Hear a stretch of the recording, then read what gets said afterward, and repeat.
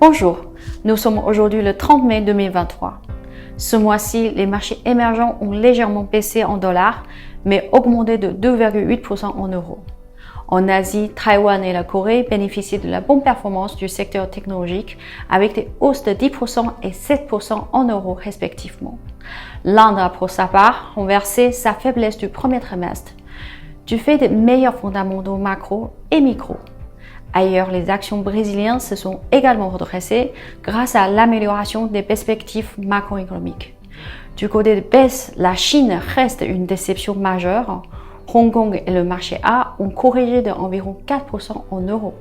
Depuis le début de l'année, l'indice des marchés émergents est en hausse de 2% en euros. Sous-performe l'indice monde qui est en hausse de 8,4% et surtout l'indice Europe qui est en hausse de 14%. En relatif, nos fonds ont sous-performé sur le mois, principalement à cause de notre surpondération sur la Chine. Vous venez de passer 2 semaines en Chine. Quel est votre constat? Dans l'ensemble, le sentiment économique est très faible. Après un fort rebond au premier trimestre, le momentum macro s'est affaibli, comme en témoignent les indices PMI et la production industrielle. Le rythme de la reprise de la consommation a été plus faible qu'attendu parce que les consommateurs sont prudents en raison d'un taux de chômage élevé et face à l'incertitude dans les secteurs immobiliers. Anta et Shenzhou ont ainsi fait part d'une visibilité réduite pour le trimestre en cours. Shenzhen Innovance et Henli Hydraulique restent prudents quant au cycle d'investissement à court terme. Pour le moment, aucune entreprise n'a toutefois annoncé la réduction de ses prévisions annuelles, puisque la plupart d'entre elles s'attendent à une meilleure macro à partir du 12e semestre, tirée par le marché domestique. Votre exposition sur la Corée et Taïwan est passée de 18,5% en avril à 23%. Quelle en est la raison? Nos valeurs technologiques ont bénéficié d'une forte revalorisation.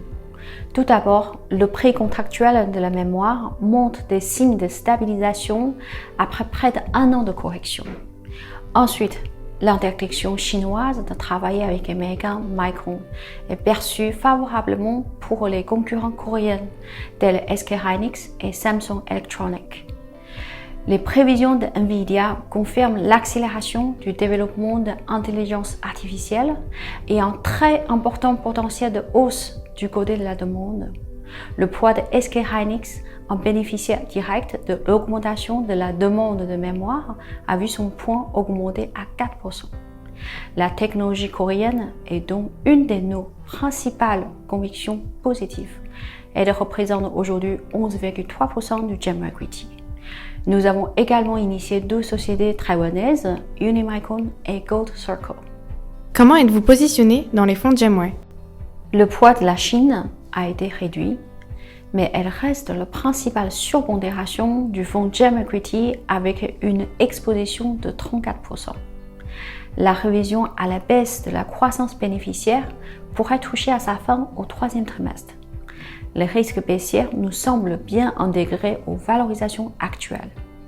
À contrario, nous avons augmenté les poids de la Corée et de Taïwan en renforçant notre exposition au secteur technologie. Le poids de l'Inde a aussi été augmenté à 14%. Il est désormais en légère surpondération. Même si ce marché reste cher en absolu, son premium vis-à-vis des autres pays s'est largement réduit. Le Brésil est aussi passé en surpondération à 5,5% du fonds. Au global, notre fonds actif reste stable à 1,3 milliard d'euros, donc 1 milliard pour GEM Equity. Nous vous remercions de votre fidélité et de votre confiance.